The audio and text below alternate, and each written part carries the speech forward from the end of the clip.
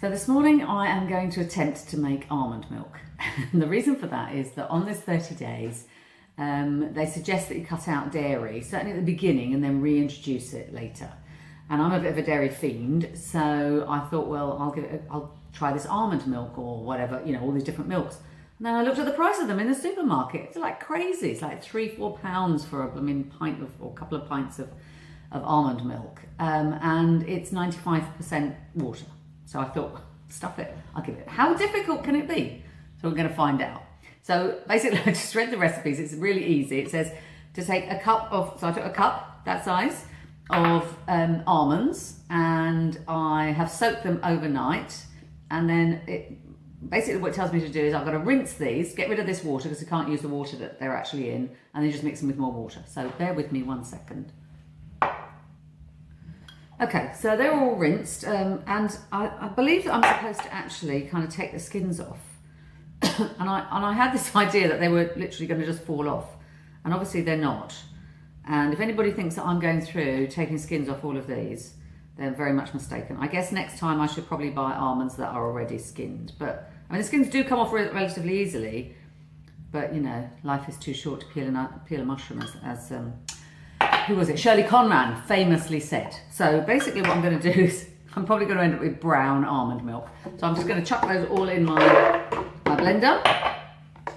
And then I need 2 cups of water, apparently double the amount of water. So I'm just going to get some water.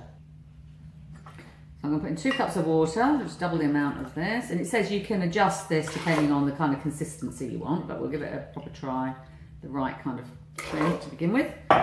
And then I'm basically just going to whiz it up and come back with my horrible brown almond milk probably. Talk to you in a sec. So here we are. It is, it's definitely not completely white. I have to say that. It's look quite creamy though. Now, let's have a little taste. Oh, it's quite thick. It's definitely too thick for me. And it definitely tastes nutty. Yeah, this is definitely too thick. Look, if I put that in there, you can see how thick that is. So I'm going to put more water with it and give it another try.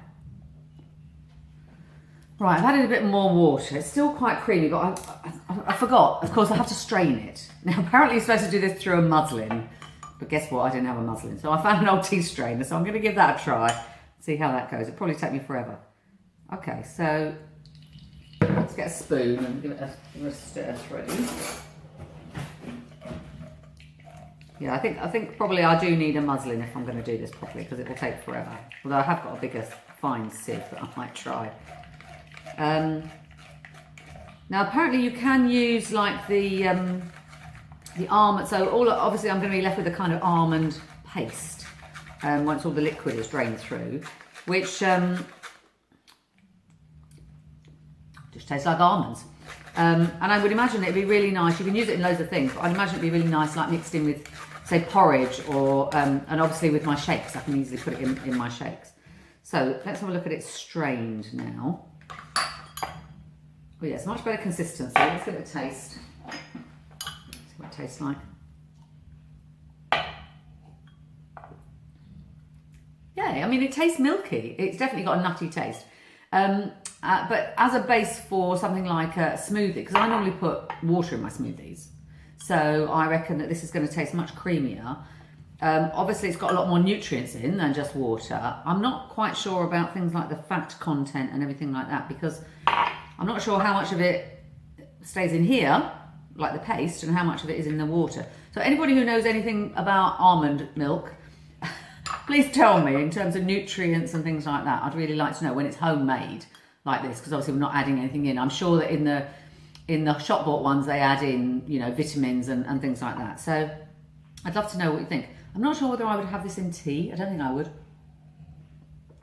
But I'd definitely have it like on cereal. Well, I don't eat cereals, to be honest, apart from porridge. That's the only.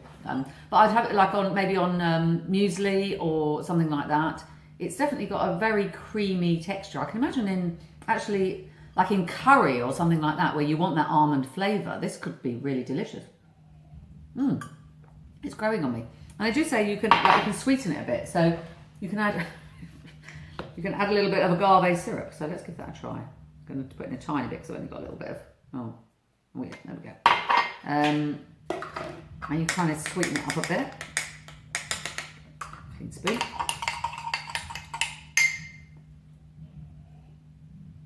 Actually, I'll tell you what, this would be delicious. Oh, that is nice. Now, I can imagine drinking that as like an evening drink, you know, like a hot chocolate or like a hot milk drink. That is delicious, actually. I really like that. That's delicious. Anyway, today I'm just going to put it in my smoothie. I've got quite a lot here, so I should be straining away. I think I might have to buy muslin when I go to the shops later. But yeah, not too bad. And I haven't, as I said, it isn't as white as I would have, as you would get in the shops. But to be honest, I can kind of live with this. It's not going to bother me. The fact it's a bit brown and it'll save me peeling all those almonds. And I'm sure that, you know, the paste that's left is probably more wholesome because it's got all those skins in, which is obviously going to have a lot more fibre. So I shall let you know how I get on with it. Cheers, bye.